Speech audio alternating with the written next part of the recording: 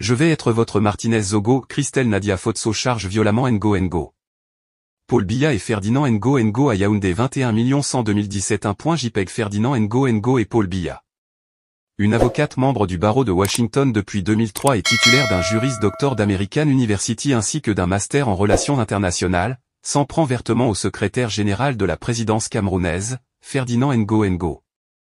Dans une lettre ouverte, elle l'accuse d'être architecte de la prédation particulièrement abjecte, du patrimoine de Victor Fotso, célèbre homme d'affaires camerounais. La juriste assure ne pas chercher à combattre personnellement M. Ngo, mais s'oppose farouchement à ce qu'elle qualifie de contrefaçon de l'histoire du dernier Bamileke, faisant référence au lien entre Victor Fotso et sa fille handicapée, qu'il a tenté de protéger jusqu'à son dernier souffle. Sa requête consiste à défendre la mémoire de son père et ses propres droits, afin de rétablir l'honneur de Fotso Victor. Elle compare M. Ngo à celui qui privatise l'État, en s'immisçant dans un patrimoine et une succession privée, transformant celle qui s'oppose à lui en ennemi. Affirmant ne pas vouloir rivaliser avec lui, mais assumer son rôle de mère et de fille de Victor Fotso, elle ajoute que les attaques virulentes dont elle fait l'objet, alors qu'elle reste vulnérable, l'empêchent de renoncer à sa lutte.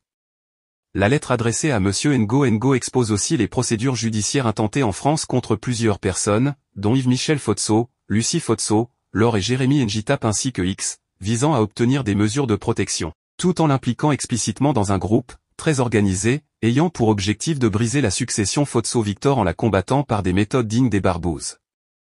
Bien que la publication de cette lettre ne modifie probablement pas la situation, la juriste espère néanmoins que, post-mortem, les autorités devront rendre des comptes sur leurs agissements illégaux dans les affaires Fotso, rompant avec une idée archaïque de la justice.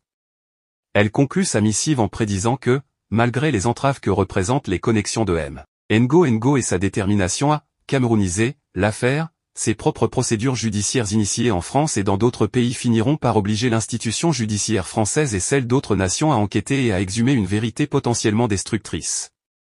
Face au silence de Ferdinand Ngo, l'avocate entend endosser le rôle de Martinez Zogo, un symbole de courage face à la corruption et aux intimidations, dans sa quête pour exposer les turpitudes entourant l'héritage de Victor Fotso et mettre fin à l'exploitation du handicap pour justifier la monstruosité